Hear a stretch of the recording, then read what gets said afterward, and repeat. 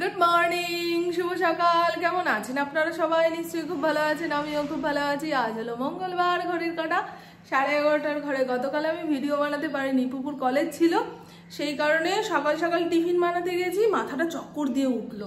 তারপরে ভাবলাম পুপু বেরিয়ে যাক, আধা ঘন্টা 1 ঘন্টা রেস্ট নিয়ে আপনাদের সঙ্গে আড্ডা দিতে বসবো। ও বাবা, যেই একটু শুয়েছি শরীরটাকে টেনে তুলতে পারছি না, চতুর্দিকে যেন খিঁচ লেগেছে, এরকম একটা ব্যথা, শিরা উপশিরায় টান ধরছিল। তাই ইন্দ্রকে বলার পরে বলছে ছেড়ে দাও, আজকে আর রান্নাবান্না করতে হবে না, হোটেল থেকে খাবার এনে দিচ্ছি। গতকাল আমাদের হোটেল থেকে খাবার এসেছিল, রাতে একটু সেদ্ধ ভাত করেছি, এই দিয়েই চলেছে। তবে আজকে আমি পুরোপুরি সুস্থ। ওই খিচের ব্যথাটা কমে গেছে তো কি হয়েছে, এখন হাত পা শরীর পুরো ভারী হয়ে রয়েছে। এইটা নিয়ে আর আজকে এক্সকিউজ দিলে চলবে না। মাছ এনে দিয়েছে, মাছ ধুয়ে কিছু একটা ব্যবস্থা করতে হবে। সকাল সকাল ওয়াশিং মেশিন থেকে জামা কাপড় বের করে এনে এখানে রেখেছি। তারপর কি মনে হলো পুপু শুয়ে আছে, একটুখানি পাশে গিয়ে শুই। অনেক সকাল সকাল কাজকর্ম সারা হয়ে গেছে। ও বাবা, ঘুমিয়ে পড়েছি। চোখ খুলে দেখি ঘড়ির কাঁটা 10:30 ঘরে। ইন্দ্রকে বলছি, এই সুজাতা কি বাসন মাজতে এসছে না আসেনি? বলছে হ্যাঁ, বাসন মাজছে। আজকে সুজাতা বাসন মাজতে এসছিল। ওই জামা কাপড় পরে মেলবো, আগে রান্নাবান্না কি হবে না হবে সেই সমস্ত ভাবনা চিন্তা করে নিই, ওটাই তো আসল কাজ। ঘরের লোকরা এটাই ভাবে, কিন্তু আগে পিছে যে কত কাজ সেরে ফেলি সেইগুলো তো আর বলে কাউকে বিশ্বাস করানো যাবে না। ভাত বসাবো, আগে দেখাই, আমি নিজেও দেখিনি ইন্দ্র বাজার থেকে কি মাছ এনেছে না এনেছে। আজকের ওয়েদারটা যে কি ভালো, গতকাল খুব বৃষ্টি হয়েছে, খুব বৃষ্টি হয়েছে, আর এত বাজ পড়ছে, মানে বিদ্যুৎ চমকাচ্ছে, বিদ্যুৎ গজরাচ্ছে। স্টিলের ঝুড়ি চোখের সামনে রয়েছে, আর আমি এদিক ওদিক খুঁজে মরছি। চলুন দেখি, বাইরের কল থেকে আগে মাছটা ধুয়ে নিয়ে আসি। মাছ ধুয়ে যতক্ষণ না পরিষ্কার পরিচ্ছন্ন করতে পারছি, এই জায়গাটা খালি হচ্ছে না। আর গ্যাস টেবিল খালি না হলে পরের কাজগুলো করতে পারি না। আপনাদের দেখাই আজকের ওয়েদারটা যে কি দারুণ। হালকা হালকা রোদ উঠেছে, সেরকম গরম নেই। মারাত্মক বৃষ্টি হয়েছে তো কালকে। এই দেখুন, একটা গোটা কাটাপোনা মাছ কেটে নিয়ে চলে এসছে। পুকুকে বললাম মাছের ঝোল করবো, খাবি? বলে না, মাছ ঝোলের মধ্যে ছাড়লেই নাকি আষ্টে গন্ধ পাচ্ছে, ভেজে দিলে খাবো। এদিক সেদিক একটাও বিড়াল নেই। মাছের প্যাটা পুটা একটা প্লাস্টিকে ভরে রেখেছি, ওই ডাস্টবিনে ফেলতে হবে, নাহলে অনেকগুলো কাক বসে আছে জানেন। প্লাস্টিক ফুটো করে যদি এদিক ওদিক ছিটিয়ে দেয় না, ব্যাস, ও আমাকেই পরিষ্কার করতে হবে। ফড়িং, ঘরে চলে আয় বাবা। ফড়িং লাগিয়েছে মল্লযুদ্ধ জানেন। ইরি বাবা রে, বুঝছো, একটা কাক বসে থাকতে দেখেছে। দেখাই আপনাদের, আমাদের ডাস্টবিন পুরো বাড়ি ঘুরে যেতে হবে। চল চল চল চল চল চল চল চল।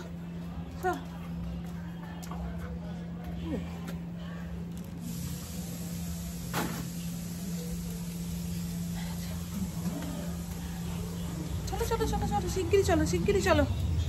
আমি রান্না বান্না সেরে যতক্ষণ না নাইটিটা পাল্টাতে পারছি ততক্ষণ শান্তি নেই। গা দিয়ে মাছের গন্ধ ছেড়ে গেল।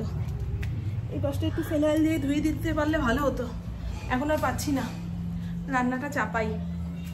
এখন রোদ উঠেছে জানেন, কালকে ভালো বৃষ্টি, সামনের বিয়ে বাড়ি। আমি তো ভাবছিলাম তছনছ না হয়ে যায় সব, না, মানুষজন আসার সময়টা দিয়েছে। বেশ অনেকটা পরিমাণেই মাছ এনেছে। কিছু মাছের টুকরো এত বড় বড় করে কেটেছে যেগুলো তেলের মধ্যে দিলে ভালো করে ভাজা হবে না, দেখেছেন। এই পিঠের মাছ এমনি লবণ হলুদ ঢুকতে চায় না। এগুলোর মাঝখান দিয়ে ফালি দেব, তারপরে পুপু ইন্দ্রকে 2 টুকরো ভাজা করে দেব। আমি আজকে আর মাছ খেতে পারবো না, গা দিয়ে যা গন্ধ ছাড়ছে, বাপরে বাপ। আর মাছের তেলটা খুব একটা সুবিধাজনক বলে মনে হচ্ছে না জানেন। ভেতরে পিত্তপুত্ত গলে গেলে তিতা লাগবে, আর ওই তিতা মাছের তেল খেতে ইচ্ছা করে না। ভেতরে কি সবজিপাতি আছে দেখি।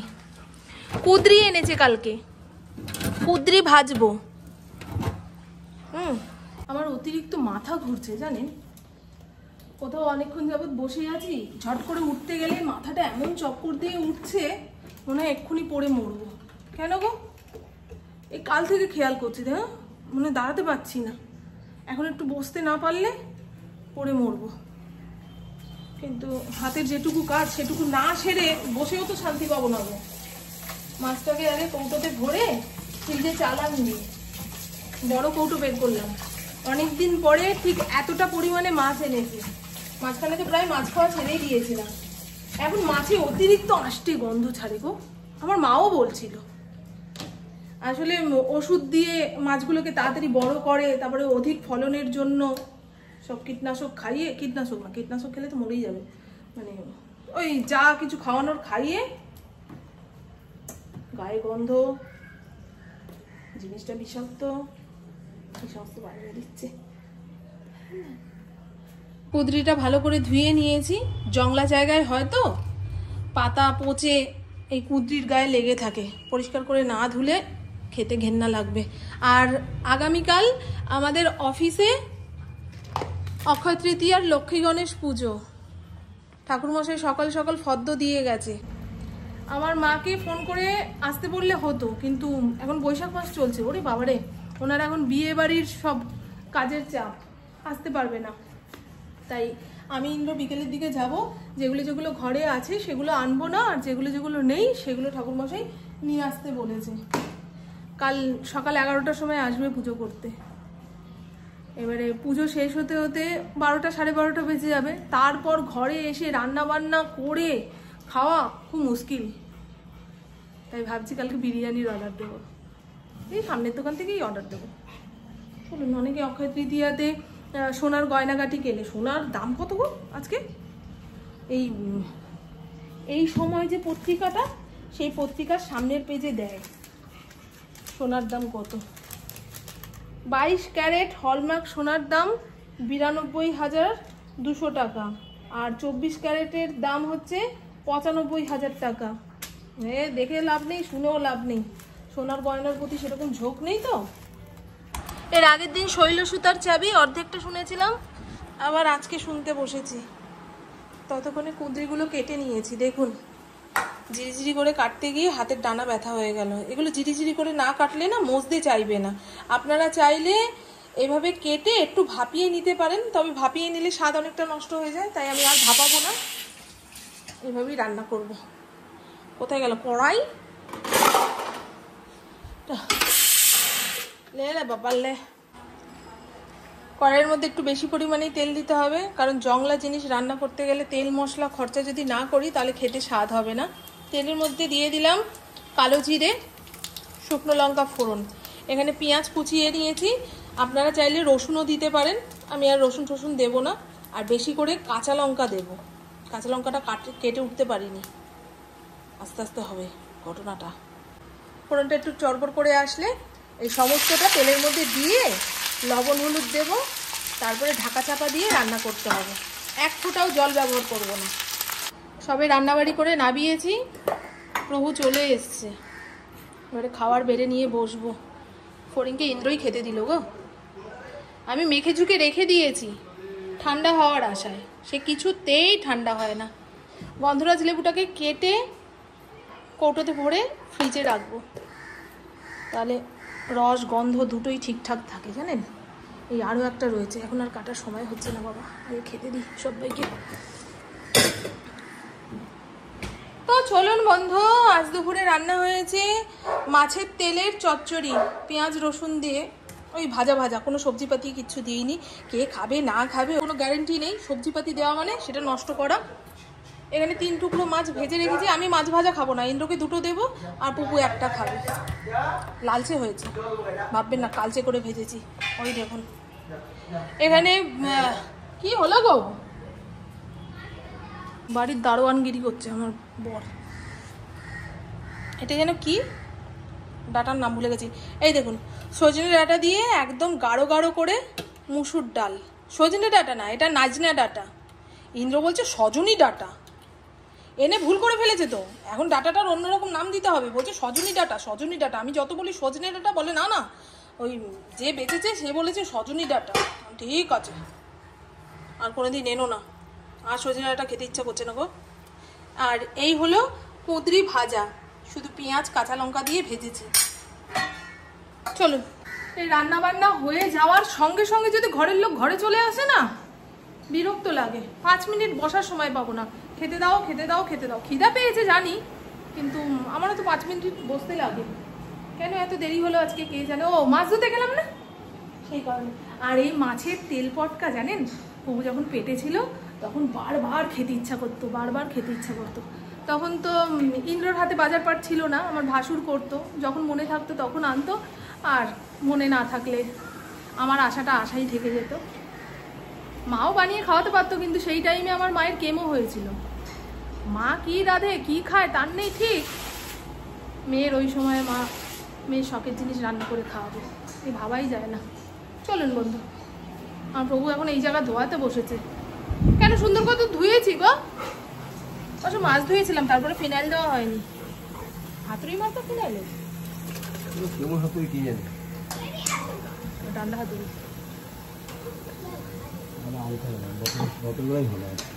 ওই বাচ্চাগুলো যে খেলছে দেখছেন, ওদের বল যদি ছুটে এখানে আসে, ফড়িং ঘর থেকে এসে আগে ওই বল কামড়ে ঘরে নেবে, তারপরে চাবিয়ে চুবিয়ে একাকার। তাই না, ফড়িং নিজেও খেলতে জানে না, কেউ যে খেলবে ও পছন্দও করে না। এর আগের দিন একটা রাবারের বল দেখি ঘরে বসে কি একটা খাচ্ছে চাবাচ্ছে, আমি তো ভয় পেয়ে গেছি, বাইরে থেকে নিয়ে আসলো খেলতে। তারপরে কুকু ওই বিস্কুট দিয়ে মুখ থেকে বের করলো এত বড় একটা ছাবড়া বল, ও টুকরো টুকরো করে ফেলেছে। চলুন, এই এখান থেকে জল বেরোচ্ছে গো। পুপু গেছে রাইফেল ক্লাবে প্র্যাকটিস করতে, ইন্দ্র ওকে দিয়ে এক ফাঁকে এসে বলছে মামন চলো, এর মাঝখানে আমরা আমাদের জিনিসটা নিয়ে চলে আসি, আবার পুপুকে আনতে যেতে হবে। আর দেখুন না, এবারে চুল স্ট্রেট করার পরে আমি ঠিকঠাক যত্নই নিতে পারছি না। যত্ন নেওয়া তো দূরের কথা, মানে চুলটাকে মোটে ছেড়ে রাখতে পারছি না। এইভাবে বেঁধে রাখলেই সুখ, নাহলে ঘেটির কাছে আগুন জ্বলছে। চলো না। আর দুপুরবেলায় কি বলে মাছের তেল খেয়েছি না, এখন চোরা ঢেকুর উঠছে, দারুণ হয়েছিল।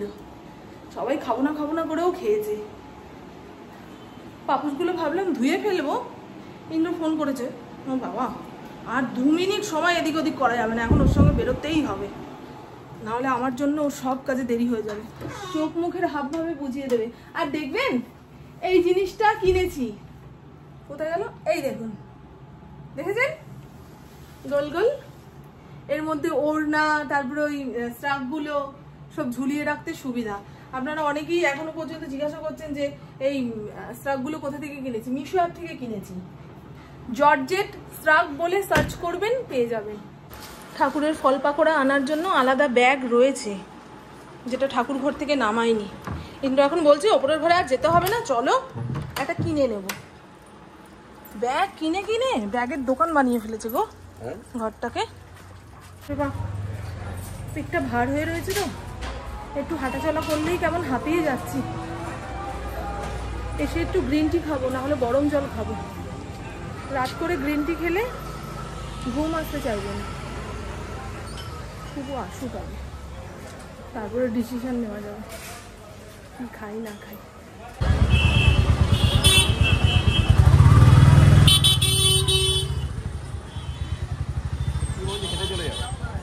হ্যাঁ, আমি হাঁটতে হাঁটতে চলে যাবো, করবো ভান্ডারের দিকে হাঁটতে হাঁটতে যাই। হ্যাঁ, কাগজটা জমা দিই, ওনাদের বের করতে করতে তুমি চলে আসবে।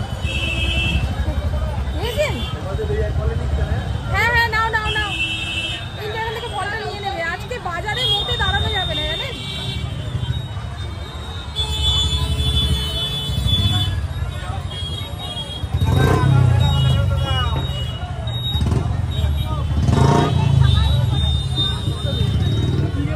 কি হয়েছে এত এইরকম কেন?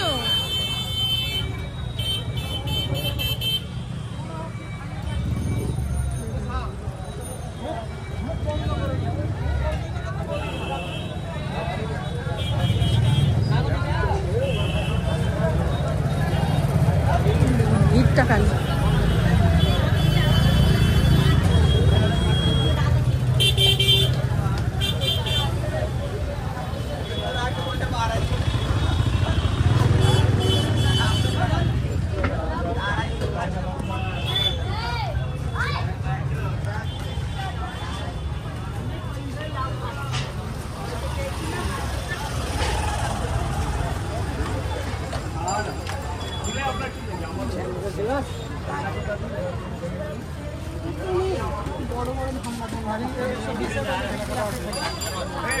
থেকে বড়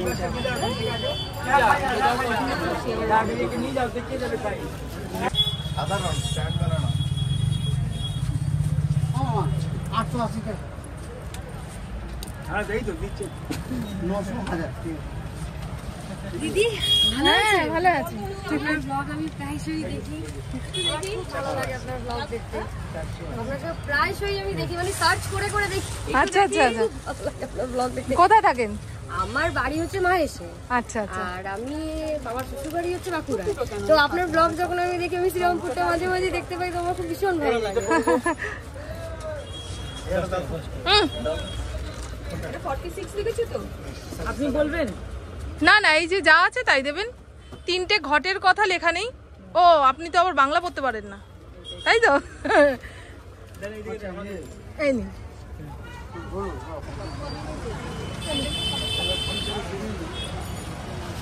এখান থেকে একদম ছোট সাইজের লক্ষ্মী গণেশ নিতে হবে। ইন্দ্রর অফিসে যে মন্দিরটা রয়েছে সেই মন্দির অনুযায়ী আমাকে ছোট্ট লক্ষ্মী গণেশ নিতে হবে। এর আগের বছরে যখন নিয়ে গেছিলাম আপনারা অনেকেই বলেছিলেন, বাবা একটুখানি বড় লক্ষ্মী গণেশ নিতে পারলে না, সিংহাসনে ধরবে না। আসছি মামা, আসি। হ্যাঁ হ্যাঁ হ্যাঁ হ্যাঁ হ্যাঁ হ্যাঁ।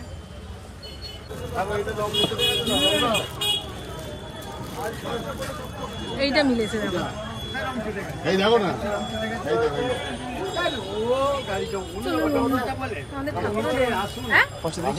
না না, এই যে উনি এবারে বিল করবে, ওগুলো নেওয়া হয়ে গেছে। আমি জুতো খুলতে পারছি না। এই নাও এই নাও। কি রে ভাই, আস্তে আস্তে চল।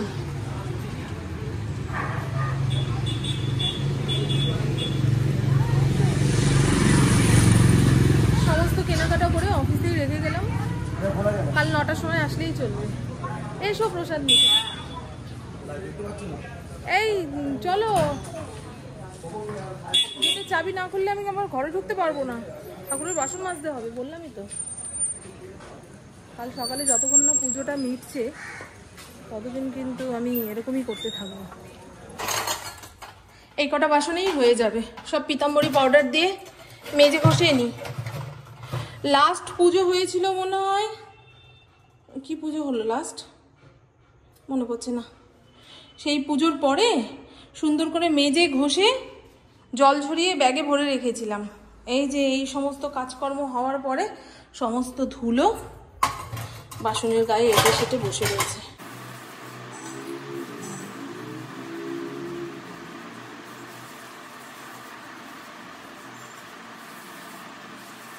ঠাকুরের ঘরটা মুছলাম না, কাল সকালবেলায় হাতে অনেকটা সময় রয়েছে, একটু তাড়াতাড়ি ঘুম থেকে উঠলে সব সেরে অফিসের দিকে যেতে পারবো। আর বাসনের জল ঝরে গেলে ইন্দ্রকে বলবো একটা ব্যাগের মধ্যে ভরে রেখে দাও, নাহলে সকালের থেকে হুটো পাটিতে এটা ওটা নিতে ভুলে গেলে না 14 বার আসতে যেতে হবে আমাকে। ইন্দ্র তো জানে না কোথায় কি রাখি না রাখি, কোনটা আনতে বলছি না বলছি। বাবা, সময়ের কাজ সময়ে করবে না, আবার সময় মতো শুনতে পাবে না, পুরো কানে কালা মাথা মোটা হয়ে বসে থাকে। আবার ওই অফিস থেকে বাড়ি আসা তো দূরের কথা, এই এতগুলো সিঁড়ি ভেঙে ঠাকুর ঘরে এসে জিনিস নিয়ে তারপরে আবার যেতে হবে। পারবো না গো। ওই বাসন কোসন ইন্দ্রকে বলবো ব্যাগের মধ্যে ভরে নাও, পুজোর জন্য সলতে আর টুকটাক যা কিছু লাগে সেটা আমি ওই ঠাকুর পুজো দিতে বসে ক্যালকুলেশন করে নেবো। আর আজকে রাতে একটু আলু ভাজা করতে হবে, ডাল তো রয়েছেই, একটু আলু ভাজবো, ডিমের অমলেট করব, এই দিয়ে ভাত খাওয়া হয়ে যাবে। আর দুপুরে যা রান্না করেছিলাম উঠে গেছে। কি রান্না করেছিলাম জানো? কুঁদরি। আমার প্রভু কুঁদরি ভাজা খুব ভালো খায় গো। মা একটু দাও তো, ও মা একটু দাও তো, হ্যাঁ খেয়ে নে। তা চলুন বন্ধু, আমার বজ্ঞ কাজকের মতন এইটুকুই। আপনারা সবাই খুব খুব খুব ভালো থাকবেন, নিজের শরীর খেয়াল রাখবেন, সুস্থ থাকবেন, আর অল টাইম স্মাইল করতে হবে। টাটা, খুব ভালো থাকবেন। আমার মনে হচ্ছে আমি এক্ষুনি গড়িয়ে গড়িয়ে পড়ে যাব। ইন্ডোর বাইকে বসেছি, কিছুটা যাওয়ার পরে মনে হচ্ছে আমি মাথা ঘুরে পড়ে যাব, এরকম হচ্ছে। লবণ চিনি জল খেতে হবে গো। প্রেশার হাই হয়ে গেলেও এরকম হয়, আবার শরীরে লবণ কমে গেলেও নাকি এরকম হয়। চলো, যা হয়েছে দেখা যাবে এখানে। অতিরিক্ত কিছু না হলে তো আবার ডাক্তারখানায় যাওয়া হয় না, মনে হয় সেরে যাবে সেরে যাবে সেরে যাবে, এই করতে করতে যেই সেরে যায় ব্যাস ধামাচাপা পড়ে গেল। আবার যখন চাগার দেয় তখন ভাল লাগছে না, শরীর খারাপ। চলো, মেয়েদের জান হলো কই মাছের জান। ঠাকুর গুড নাইট। ইন্দ্র এসে গোপালকে ঘুম পাড়াবে।